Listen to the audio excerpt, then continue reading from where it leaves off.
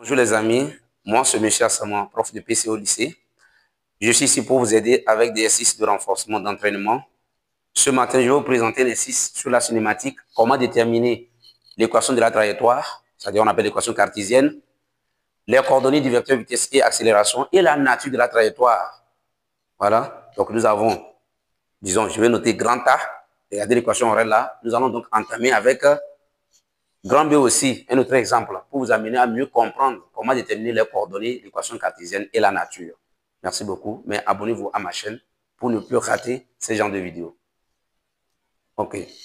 Donc, premièrement, on peut vous demander, on vous présente les équations horaires d'un mobile dans le repère OIJK. On vous dit, montrez que le mouvement est plan. Comment montrer que le mouvement est plan? Montrons que le mouvement est plan. Quand on dit plan, c'est pour montrer que le mobile se déplace dans deux axes. C'est très simple. Regardez les équations horaires. Vous dites en même temps, on dit pour montrer que le mouvement est plan, il suffit que l'une des coordonnées soit constante. Donc, si parmi les trois coordonnées, il y a une qui est constante, alors le mouvement est plan. Donc, Z égale à quoi? C'est 0. Ou bien on va dire tout simplement Z est une constante. Alors, le mouvement est plan. Donc, ça veut dire que je viens de montrer, comme Z est une constante, le mouvement est plan. Et c'est dans quel plan maintenant évolue notre mobile? Le mouvement est plan et évolue dans le plan XOY ou tout simplement OIJ. Voilà. Deuxième étape, on va vous demander donner l'équation cartésienne. Voilà, on va dire équation cartésienne. Ou bien tout simplement équation de la trajectoire. Équation de la trajectoire. On dit pour trouver l'équation de la trajectoire, il suffit d'éliminer le paramètre t en fonction et venir remplacer dans y. Alors, lorsque vous prenez x égale à 2t, t égale à quoi? X sur 2. On remplace donc cette expression dont on a tiré le paramètre t, nous allons remplacer ça ici. Ce qui implique y égale à quoi? 4 facteurs de quoi? X sur 2, le tout au carré. Plus 3. Ce qui nous donne 4, x carré sur 4 plus 3. Les 4 se simplifient. Finalement, on obtient quoi? Y égale à x carré plus 3. Ça, c'est l'équation cartésienne. Maintenant, on va vous demander, ce qu'on appelle l'équation cartésienne, c'est la relation entre x et y. Donc, il faut tirer le paramètre et venir remplacer pour trouver cette relation-là. Ça, c'est fini. Maintenant, on va vous demander quelle est la nature. D'après ce que vous avez trouvé, quelle est la nature de votre trajectoire? Donc, tu vas dire nature. Nature. La trajectoire est une parabole. Voilà. La trajectoire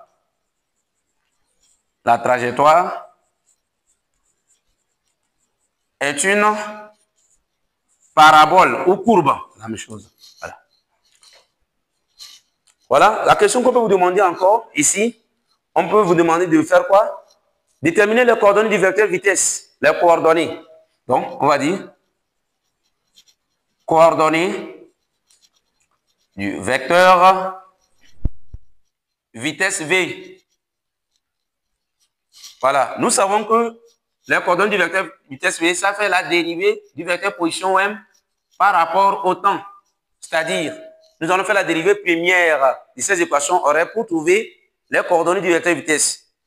C'est-à-dire, x point porté par I plus y point porté par J plus z point porté par K. Voilà. Alors, on va aller rapidement. X point, Y point, Z point. X point signifie, on dit dérivé, F'. Voilà. X point, ça fait quoi? On dérive. On trouve 2. Y point, on trouve quoi? On dérive ceci. Donc la dérivée, c'est très simple. Ça fait quoi? 8t. Z point, c'est une constante. Donc 0. On a fini les coordonnées, c'est tout. Ça, c'est les coordonnées du vecteur vitesse. Donc nous allons entamer aussi Coordonnées du vecteur accélération. Du vecteur accélération. Coordonnées du vecteur accélération. Nous savons que l'accélération A, ça fait la dérivée du vecteur vitesse par rapport au temps. C'est-à-dire, nous allons faire la dérivée seconde. Donc, nous avons déjà fait la dérivée première pour trouver V. On fait la dérivée seconde pour trouver les coordonnées de A. Alors, vous avez donc, ça fait X2 points porté par I, plus Y2 points porté par J, plus Z2 points porté par K. Voilà. Alors, quelles sont les coordonnées de A finalement? X2 points. Revenons ici. X point, c'est 2. C'est une constante. Dérivée d'une constante donne 0. 0. Y2 points. Vous avez 8T. Alors, on trouve 8. Et Z2 points égale 0. Voilà. Donc, c'est regarder un exemple, comment déterminer les coordonnées. Voilà. Nous allons donc donner aussi deuxième partie, grand B, un autre exemple pour mieux vous expliquer. Nous allons donc entamer avec un deuxième exemple, grand B. Si on nous présente ces équations horaires, la première question, si on demande de montrer que le mouvement est plan, mais ici, on a déjà Z, ici, donc Z égale à 0, ou bien une constante, alors le mouvement est plan. Là-bas, il n'y a pas de problème. Nous n'allons pas donc revenir sur ça. Là-bas, c'est simple. La question qu'on peut nous demander aussi, qu'on peut nous poser à pour ces équations horaires, l'équation cartésienne également. Donc, on va établir l'équation cartésienne. Donc, équation cartésienne. Équation cartésienne. Voilà, l'équation cartésienne. Regardez, si vous prenez grand X qui est égal à 5T carré plus 4. Ici, on va tirer le paramètre T carré. Ici aussi, vous avez déjà T carré. Donc, je vais tirer T carré seulement. Alors, 5T carré égale grand X moins 4. T carré égale grand X moins 4 sur 5. On va remplacer le T carré dans Y. Grand Y est égal à quoi? 3 facteur de quoi? Grand X moins 4 sur 5 moins 2. Donc, on va développer.